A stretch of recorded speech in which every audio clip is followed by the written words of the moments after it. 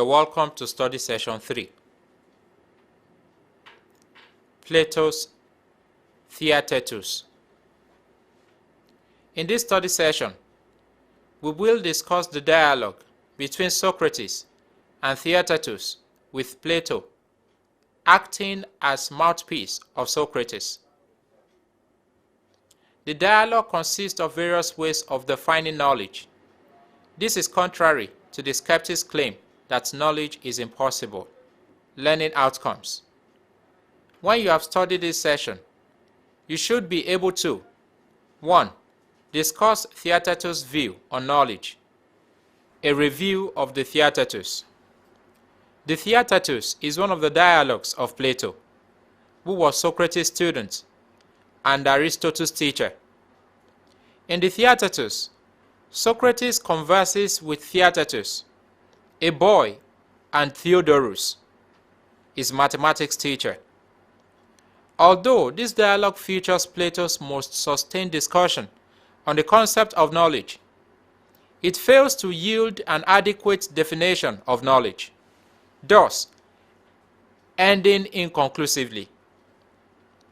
But in spite of this inconclusive attempt to arriving at a definition of knowledge, Theaetetus has been the source of endless scholarly attraction, especially in discussing epistemological issues. The dialogue examines the question, what is knowledge? And it is divided into 4 sessions in which different answers to this question are preferred. 1. Knowledge is the various arts and sciences. 2. Knowledge is perception. 3. Knowledge is true judgment. 4. Knowledge is true judgment with an account, that is, logos. Knowledge as arts and sciences.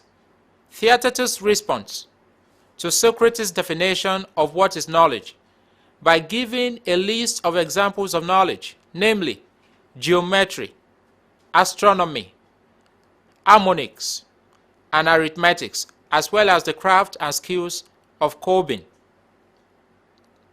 This he calls knowledge, presumably thinking of them as the various branches of knowledge. Socrates objects to this definition of knowledge, stating that first, what he is interested in is the one thing common to all the various examples of knowledge, not a multiplicity of different kinds of knowledge. Second, Socrates also claims that Theaetetus' response is circular because even if one knows that cobbling is knowledge of how to make shoes, one cannot know that cobbling is unless one knows that knowledge is. Lastly, Socrates was of the view that Theaetetus' answer was too long. All he needed, according to him, is a short definition of knowledge.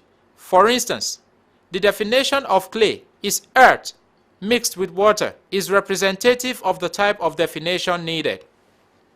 Because Socrates was dissatisfied with the first definition, Theaetetus then offered to give another definition of knowledge.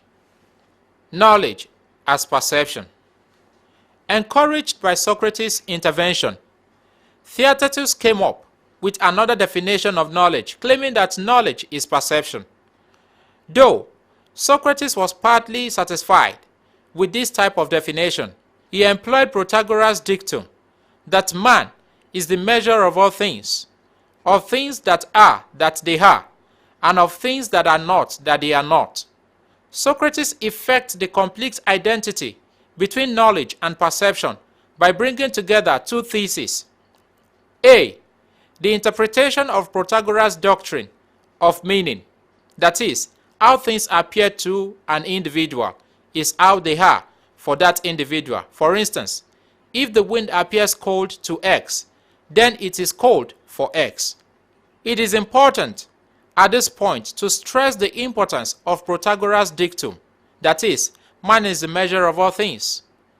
His doctrine is meant to emphasize not only the fact that no 2 persons' perceptions can ever be the same, but also that no one can ever refute another person's perceptual judgment. This is because our perceptions are the product of instantaneous perceptual relations obtaining between ever-changing perceiving subjects and ever-changing perceiving objects. As it is the case with Socrates, he attacked the Protagorean doctrine from within the standpoint afforded him by two main arguments. 1. Socrates asked how, if people are each the measure of their own truth, that is, some among whom is Protagoras himself, can some be wiser than others? 2. Also, Socrates stresses the need to be aware of the existence of false beliefs when we make knowledge claims. Hence, the fact that there are false beliefs is inconsistent with Protagoras' doctrine. Hence, if there are false beliefs, Protagoras' truth is false. But since the doctrine proclaims that all beliefs are true irrespective of those who hold them, if there are false beliefs, like Socrates claimed, then the doctrine, according to Socrates, is manifestly untenable. Knowledge as true judgment.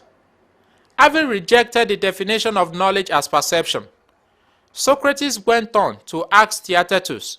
Having rejected the definition of knowledge as perception, Socrates went on to ask Theaetetus to give another definition of knowledge.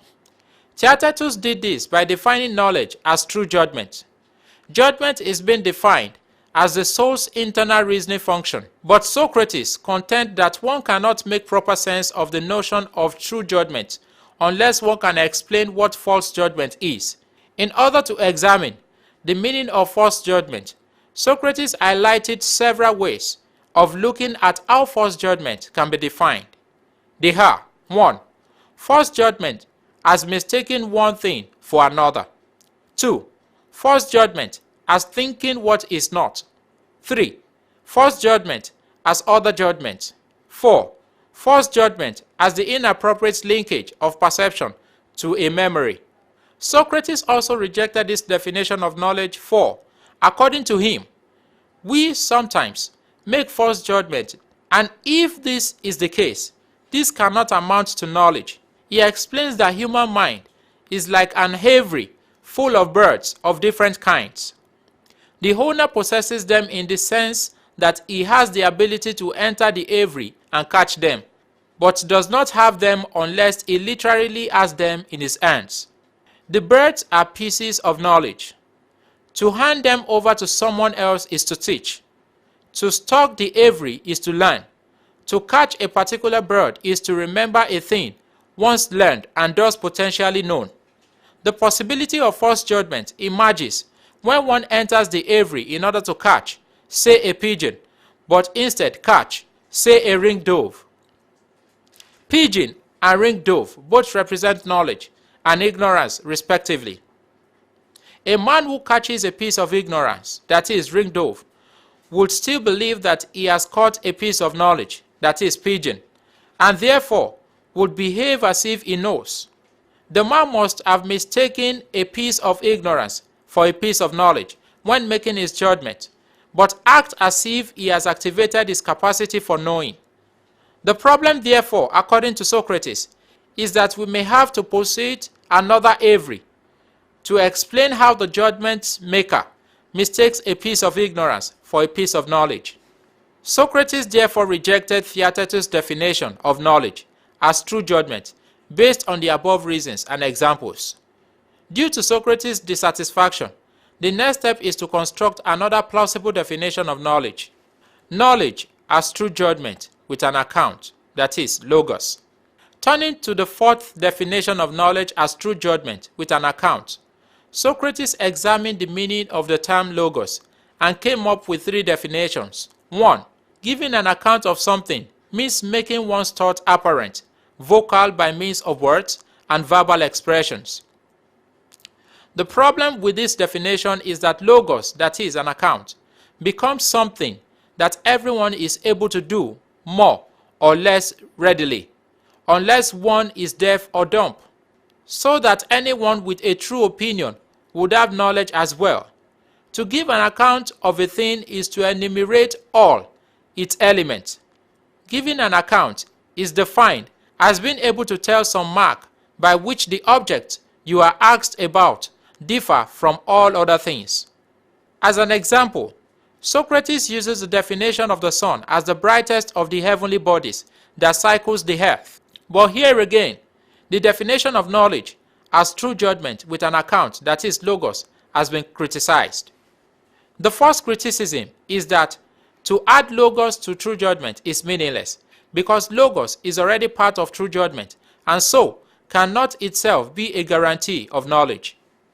For instance, if someone is asked to tell what distinguishes Theaetetus, a man of whom he has a correct judgment, from all other things, and such a person says, Theaetetus is a man with a nose, mouth, and eyes, his account would not help to distinguish Theaetetus from other men. But if he had not already in his mind the means of differentiating Theaetetus from everyone else, he could not judge correctly who Theaetetus was and could not recognize him the next time he sees him. Since the definition of knowledge as true judgment with an account cannot be sustained, Theaetetus had no other definition of knowledge and the dialogue ended inconclusively. But despite its failure to provide a viable definition of knowledge, the Theaetetus has exerted considerable influence on modern philosophical thought. Study session summary. In this study session, we examine the conversation between Socrates and Theaetetus in the dialogue known as the Theaetetus. We learned that there are 4 different ways of defining knowledge as highlighted in this dialogue. We also learned that this dialogue ended inconclusively because the 4 different definitions of knowledge are beset with various problems, and this has led to Socrates' criticism of these different definitions. We concluded by stressing that in spite of this criticism, the Theaetetus is central to any discourse on epistemology. We have come to the end of study session 3. Thanks for listening.